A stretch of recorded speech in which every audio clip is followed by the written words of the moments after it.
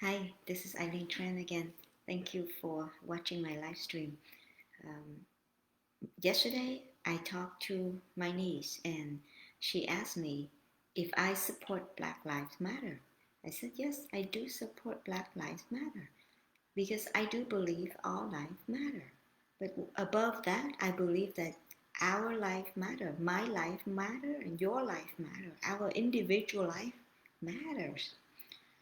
Um, and then my niece go on and said, there is systemic racism in the U.S. I think I did a live stream saying that I do not believe there is systemic racism in the U.S. But I have to say it again uh, in this video because I really think that it's not just in my personal account that I can see how many people and like me feeling like we are discriminated against because of our skin color. My personal account in my previous live stream, I did presented to you the idea that the reason I felt discrimination when I first came here, it was because I lacked self-esteem, I lacked confidence, and I had inferior complex. But today I like to explore another idea. The fact that we feel discrimination, some of us feel discrimination severely because we have victim attitude towards life. Actually, I used to have that too, people. I used to have that attitude too. You know, what is victim attitude toward life? That means we feel like a victim all the time. We feel like people trample us. We feel people discriminate us. We feel people treat us bad. We feel people treat us unfair. And it's very uncomfortable. It's suffering. I get it. Nobody likes to be in that position. Nobody likes to be a victim. And yet, the victim attitude toward life is very special. We victimize ourselves. We victimize ourselves. I remember back then when I talked to my counselor, and that woman was saying that, Eileen, you gave your power away. And I said, that doesn't make sense. Why do I voluntarily give my power away?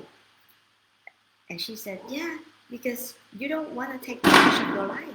You blame people for making you suffer instead of trying to make yourself happy.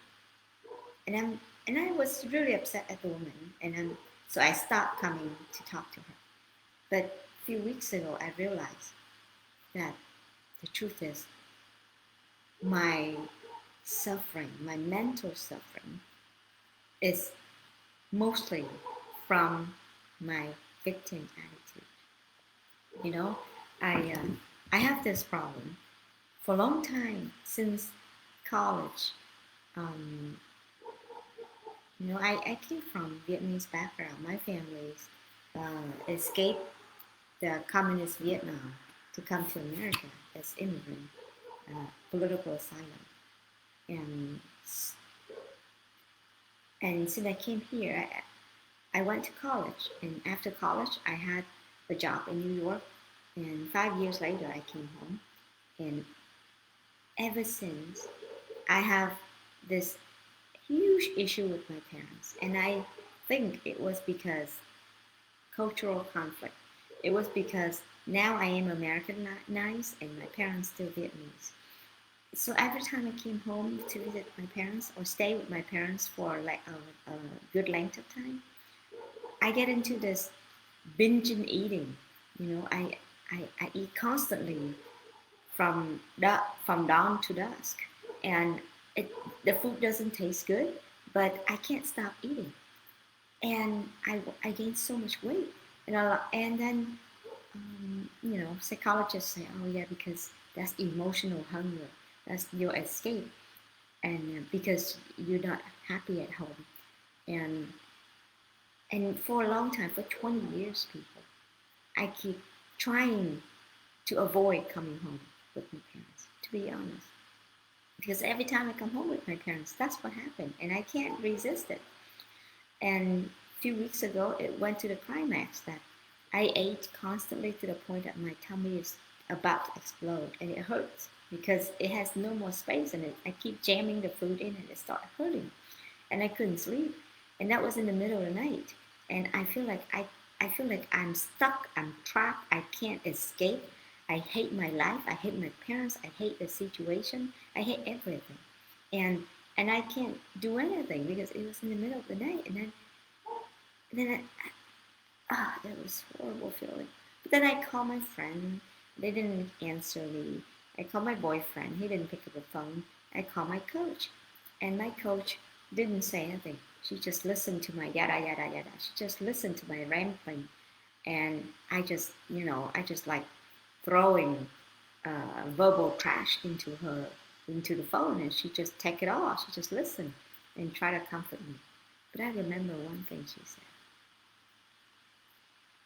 You know, if I were you, I would try to think, how can I be happy instead of why I cannot be happy. I remember she said that, and I'm like, wow, that's a good question. I don't know how. If I know how, I wouldn't call you, right? If I know how, I'm happy already. Can you just stop it? Can you just listen to me? I need support. I don't need somebody to tell me what to do. Somebody criticize me that I'm stupid enough to not form to I'm not smart enough to form a correct question, or I'm too stupid uh, for asking the wrong thing. That's what I told my coach. But she was, she's a very good coach. She would take it all because she know that I'm not in the right mind to do anything with me. She just listened, and she calmly said, "Well, in I was I do not criticize you. I just invite you to think, how can you be happy instead of why you're not happy?" And so after I talked to her for an hour, I get nowhere, and I get really upset. So I tell her, like, I'm not going to talk to her anymore because, you know, I don't feel any help. But then during that whole day, I keep thinking, actually, she's right. I never think, how can I be happy? But I just try to think that the reason I'm not happy because my parents are Vietnamese and I'm Americanized. Now, the reason I'm not happy at home because we have cultural conflict. The reason I'm not happy at home because blah blah blah blah blah. It's true. She was right. I never tried to answer the question, how can I be happy? But I keep thinking about why I wasn't happy. So that whole day, people, I read this mantra, how can I be happy? How can I be happy in this given condition? In this given condition. Then I realized, yeah, my whole life, I always ask the question why I'm not happy. And then I conveniently blame. I blame the cultural conflict. I blame that my parents don't understand me.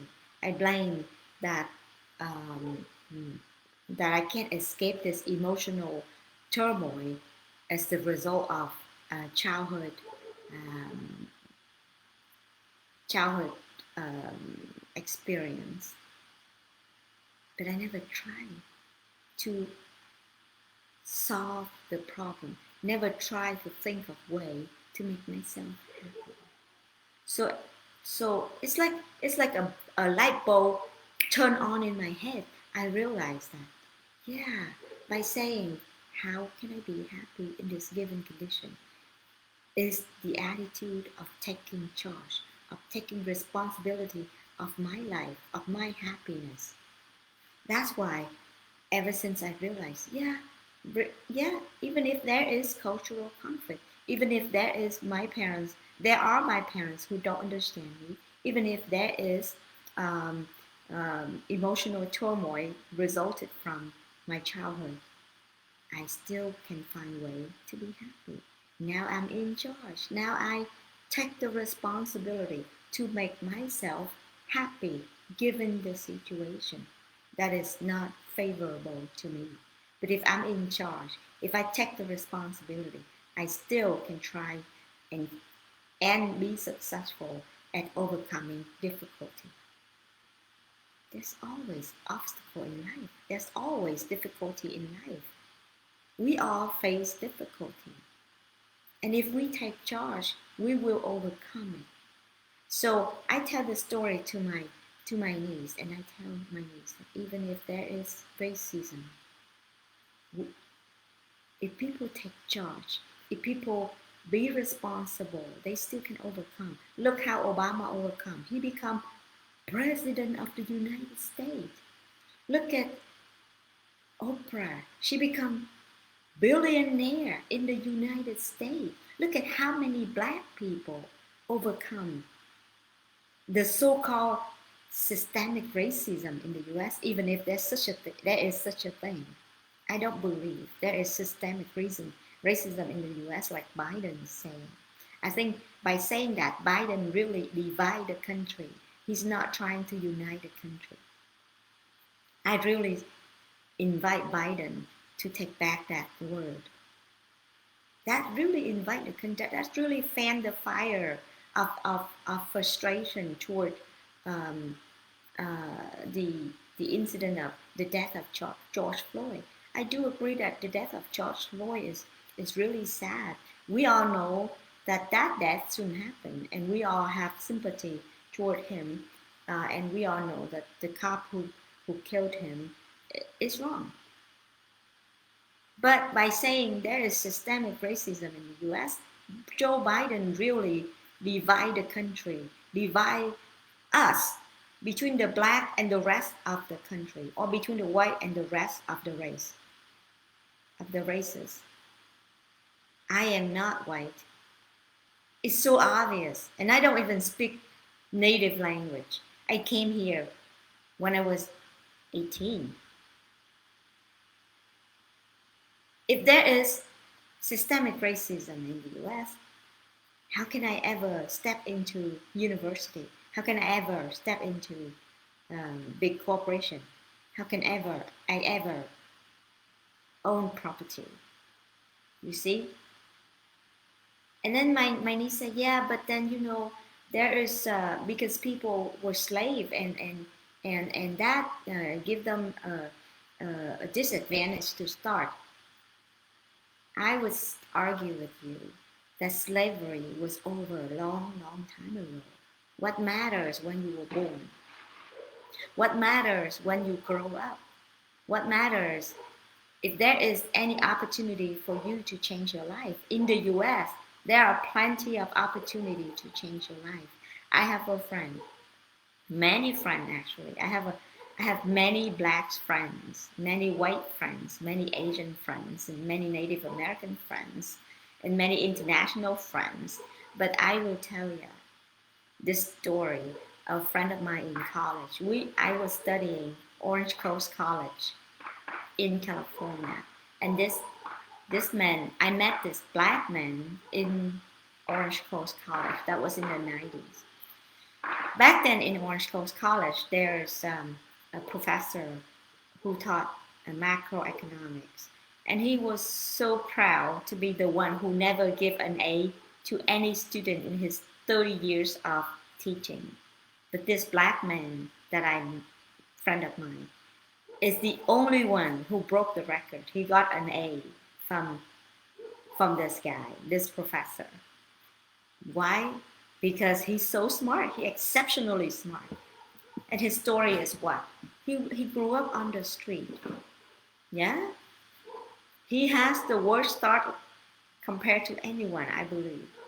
I think he's amongst the worst in the social strata. He grew up on the street. And his mom never took care of him. His father, he didn't know who that was. His mom was alcoholic and in and out jail all the time. So he was on the street. But then one day, when he was a teenager, he saw army recruitment, and he joined the army. And then the army sent him to college, and he became an exceptional student. And you know what? At that time, we all trying to transfer to UC, IUC, Berkeley, UCLA, so and so and so.